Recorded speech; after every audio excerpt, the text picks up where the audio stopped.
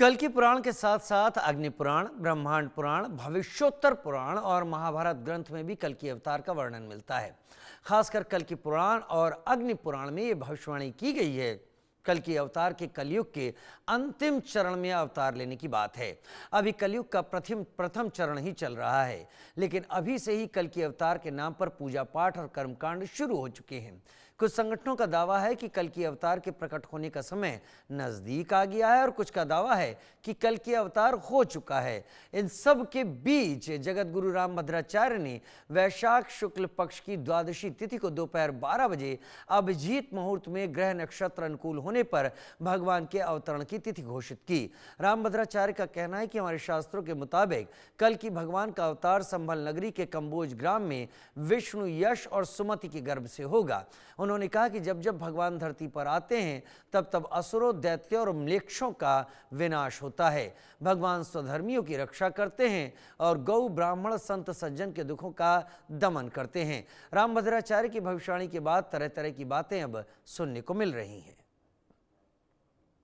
भगवान का जन्मदिन मनाना पड़ेगा। वैशाख शुक्ल पक्ष द्वादशी कौन जन्म तिथि है? बोलिए मत श्रोताओं, ऊंचे बोलिए। वैशाख शुक्ल पक्ष और द्वादशी, उसी समय अभिजीत मुहूर्त में, आज की भाषा में 12 बजे दिन में सुमति माता के यहां एक बालक आया, धनुर्बाण तलवार लिए हुए। ब्रह्मा जी ने कहा भी छोटे से बालक बन जाइए, 2 भुजाएं, आ गया बालक, कल्कि आ गए। कल्कि भगवान की जय,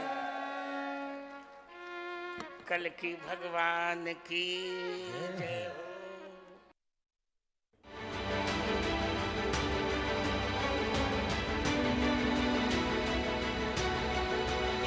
संभल में कल्कि कथा चल रही है और रामभद्राचार्य जी इस कथा को सुनाने के लिए यहाँ पर पहुंचे हैं। कथा को सुनाया जा रहा है। हमारे साथ बात करने के लिए कल्कि पीठाधीश्वर आचार्य प्रमोद कृष्णम जी भी हैं।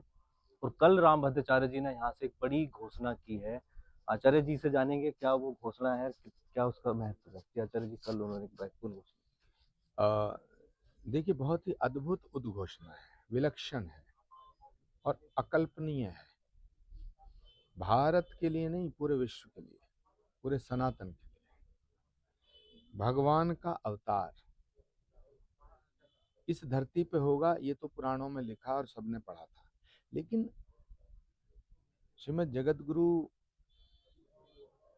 श्री रामभद्राचार्य जी ने जो कल बात कही है, वो तो एक तरह से ऐसे है जैसे अंधेरे में एकदम सूर्योदय हुआ हो, घोर अंधकार को चीरते हुए। उन्होंने कहा कि जो तिथि श्री कल्कि जयंती के रूप में सरकारों द्वारा छुट्टी की गई है, छुट्टी में की जाती है, वह तिथि ठीक नहीं है। भगवान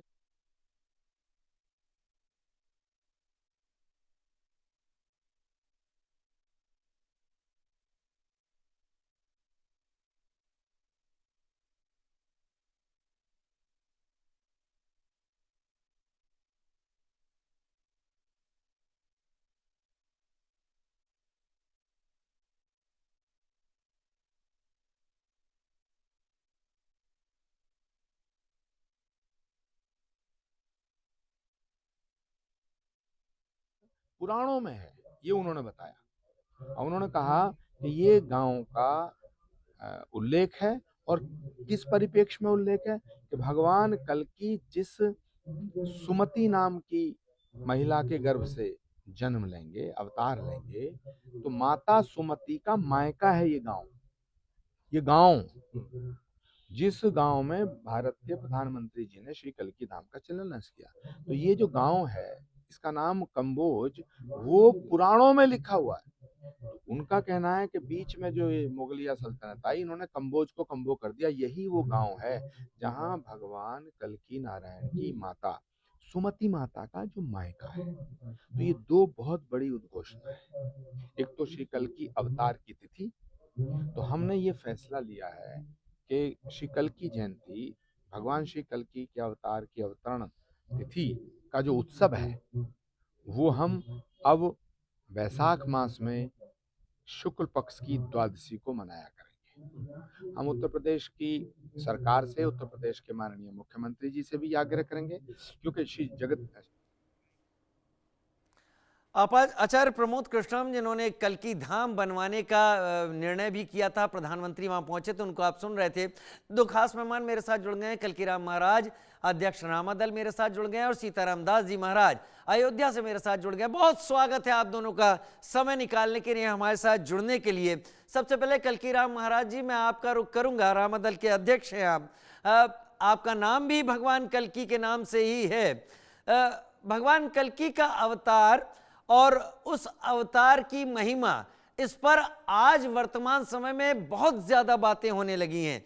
रामभद्राचार्य जी ने जो कहा है उसको लेकर भक्तों में एक हर्ष भी है और भक्तों में एक कंफ्यूजन भी पैदा हुआ है कि अगर प्रथम चरण कलयुग का भी चल रहा है तो कलयुग के आखिरी चरण में जो जन्म होना था वो कौन सा होना था। जरा आप विस्तार से जानकारी दें कल्कि राम जी। देखिए, कलयुग का प्रथम चरण ही अंतिम चरण है। जब महाराजा परीक्षित को श्राप मिला कि 7 दिन के बाद यही सर्प तक्षक नाग के डटने से आपकी मृत्यु हो जाएगी, तो महाराजा परीक्षित ने एक विशाल काय यज्ञ कराया। तो वह यज्ञ अपनी मृत्यु के लिए नहीं कराया था, उस मृत्यु से बचने के लिए कराया था। ये कथा लंबी है, 7 दिन तक यज्ञ चला। 7वें दिन यज्ञ की समाप्ति हुई, नैमिषारण्य में यज्ञ हुआ, जहां ब्रह्मांड के समस्त संत महंत ऋषि मुनि और स्वयं उस यज्ञ अनुष्ठान के यज्ञाचार्य व्यास जी महाराज थे, तो भगवान विष्णु का अंशावतार कहे गए हैं। 7वें दिन महादेव प्रकट हुए और महादेव जी ने कहा कि राजन, किस निमित्त आपने आह्वान किया? तो महाराजा परीक्षित ने कहा कि प्रभु आप तो जानते ही हैं। इतना ही कह पाए भोलेनाथ ने कहा कि राजन, जो व्यक्ति जिसका जन्म होता है उसकी मृत्यु भी निश्चित है। तो कहा लेकिन इस ऋषि पुत्र के अगर श्राप से आपको मुक्त कर दिया गया तो आज के बाद पृथ्वी पर ब्राह्मणों का मान घट जाएगा, जिसके रक्षक स्वयं जगतपति भगवान विष्णु हैं। महाराजा परीक्षित विद्वान तो थे ही, धर्मात्मा शासक भी थे। 7 दिन की भागवत कथा में अनुष्ठान में वो कलयुग का पूरा वृतांत सुन चुके थे। तो उन्होंने कहा कि हे प्रभु, आप अगर मुझ पर प्रसन्न हैं और जब मेरे जैसा व्यक्ति जो कलयुग के आगमन मात्र से ही जाना मेरा सुनिश्चित हो गया तो भविष्य में तो बहुत त्रास देगा। तो हे महादेव, अगर आप देना ही चाहते हैं तो मुझे यह वरदान दीजिए कि कलयुग का प्रथम चरण ही अंतिम चरण हो। उमापति महादेव ने कहा तथास्तु। कलयुग वहां चित्कार करता हुआ प्रकट हुआ, कहा सतयुग ने अपनी पूरी आयु का उपभोग किया, त्रेता ने अपनी पूरी आयु का उपभोग किया, द्वापर ने भी किया, तो प्रभु मेरे साथ ऐसा क्यों? महादेव ने कहा कि तुमने छल किया है, तुमने रहने के लिए एक अतिरिक्त स्थान मांगा था, तो इन्होंने आपको स्वर्ण में स्थान दिया, तो तुमने छल किया, इसलिए तुमको ये दंड भुगतना पड़ेगा। तो कहा प्रभु, ये तो अभी मेरा पहला चरण आरंभ ही नहीं हुआ है। महादेव ने कहा अपने प्रथम चरण में ही सारे चरण ले आओ। कलयुग के अंतिम चरण में था कि 52 अंगुल के लोग होंगे, पिता पुत्री का भेद खत्म हो जाएगा। तो आज वह समय आ गया, सुई से खेती हो रही है, हर तीसरा आदमी 52 अंगुल का ही है। तो कलयुग का प्रथम चरण ही अंतिम चरण है। और जैसे आपने कहा कि इसकी चर्चा तेज हो गई है। जब किसी सत्ता का आगमन होता है तो उसका माहौल पहले ही बन जाता है। भगवान कल्कि का अवतार होना। ठीक है, मैं सीताराम दास जी का रुख कर लेता हूँ। सीताराम, आपको भी चर्चा में, सीताराम दास जी को भी चर्चा में ले लेता हूँ। सीताराम जी, जो अलग अलग पुराण हैं वो संभल के पास भगवान कल्कि के अवतार होने का दावा नहीं करते हैं। ये हमारे पुराणों में बहुत पहले से लिखा हुआ है। अभी रामभद्राचार्य जी, जो कि धर्म के बहुत बड़े मर्मज्ञ और ज्ञाता कहे जाते हैं, उन्होंने जो कहा है, क्या उस हिसाब से मैं ये मानूं कि भगवान कल्कि जन्म ले चुके हैं? देखिए, पूज्य जो जगत गुरु भगवान श्री राम भद्राचार्य जी जो महाराज कह रहे हैं, ठीक है, उनका एक परिप्रेक्ष्य जो है सही है। वास्तव में जो श्रीमद् भागवत में वर्णन है कि जिस समय सूर्य, चंद्र और बृहस्पति एक ही साथ जो है पुष्य नक्षत्र में एक राशि पर एक पल में प्रवेश करेगा, उसी समय भगवान का प्राकट हो जाएगा। और ऐसा भागवत में जो है 12 स्कंध में वर्णन है 2 अध्याय में। और धर्म की रक्षा के लिए, सत्य की रक्षा के लिए कहीं न कहीं भगवान का प्राकट हो चुका है, उसमें कोई संशय नहीं है, क्योंकि उनके पास दिव्य शक्ति है, दिव्य चक्षु है। जो वह कहते हैं वह काट कहते हैं, कोई उनको तर्क से काट नहीं सकता है। निश्चित रूप से भगवान का प्राकट हो चुका है। ऐसा लग रहा है कि धर्म के रक्षा के लिए धर्म त्राणाय सत्वेन भगवान अवतरिष्यति, ऐसा भागवत में वर्णन है। धर्म त्राणाय साधुना जन्म कल्पानुपत्तये, यह साधु संत पुरुषों की जन्म मृत्यु के निवृत्ति के लिए भगवान कली का अवतार होगा। वह संभल ग्राम, यह संभल ग्राम मुख्य से ब्राह्मण से महात्मना भवने विष्णु यश्व कलकृ प्रादुर्भविष्यति। तो ऐसा निश्चित रूप से लग रहा है कि भगवान का प्राकट हो गया है और आगे आने वाले दिनों में जितने भी विधर्मी हैं उन सभी को समाप्त करके, जैसा पूज्य भी जय कल्की जी महाराज कह रहे थे कि कलयुग का प्रथम चरण ही अंतिम चरण है, अंतिम चरण ही प्रथम चरण है। तो निश्चित रूप से यह जो है शास्त्रों में वर्णन है, उन्होंने शास्त्रों का ही अवलोकन करने के बाद ऐसा कहा। शास्त्रों का अवलोकन करने के बाद ही उन्होंने ऐसा कहा है। लेकिन जो मान्यताएं अब तक मानी जाती रही हैं और जो आज वो कह रहे हैं, ये विवाद का कोई रुख तो नहीं लेगा ना? मेरे ख्याल से लेना भी नहीं चाहिए। लेकिन जब राम भद्राचार्य समय बता रहे हैं, अभिजीत मुहूर्त बता रहे हैं, कल्की राम महाराज जी, क्या वो सारी चीजें जो हमारे शास्त्रों में लिखी हैं वो सब मिल रही हैं राम भद्राचार्य जी के वर्णन से? देखिए, आप पूज्यपाद श्री राम भद्राचार्य जी को हल्के में न लीजिए।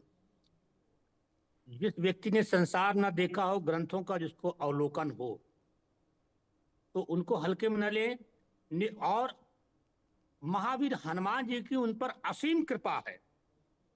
मैं तो अभी तक नहीं मिला हूं, शायद जीवन कभी अवसर मिलूं, लेकिन जो मैंने सुना है कि व्यक्ति उनके पास जाता नहीं, वो स्वयं जान जाते हैं कि कौन आया है मिलने। तो अगर वो अपने मुंह से ऐसी बात कर रहे हैं तो उसमें संशय होना भी नहीं चाहिए। और यह तो तय है कि कलयुग में ही भगवान का अवतार होना है। और अवतार के समय जो ब्रह्मांड का दृष्टिकोण वर्णित है, जो गुणों का है, वो वर्तमान में घटित हो रहा है। तो इसलिए मानवता त्राहि त्राहि करेगी। आप देख रहे हैं, अखिल विश्व का भूगोल उठाकर देखिए, मानवता त्राहि त्राहि कर रही है। स्त्री पुरुष में का भेद मिट जाएगा, विवाह एक समझौता होगा। जो हमारे धर्म ग्रंथों में गुण दिया गया है वो आज परिलक्षित है और समाज उससे आगे जा चुका है।